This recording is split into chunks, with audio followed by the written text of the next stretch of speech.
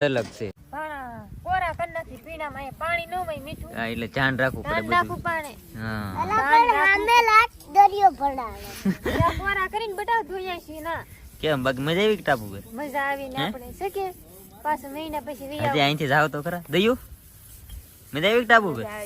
તો વાંધો નહીં ભાઈ, રોજ આન બાકી હજી આટો મારો જવાનું બાકી છે. કાં બધે તો ઝપટ બોલે છે બધા, ધોવે છે ભાઈ પાણા. તમે અત્યારે વાગવા આવ્યો છે 6 ને મજા આવી ગઈ યાર. ને અત્યારનો નજારો બતાવું તમને ખાલી આમ જો.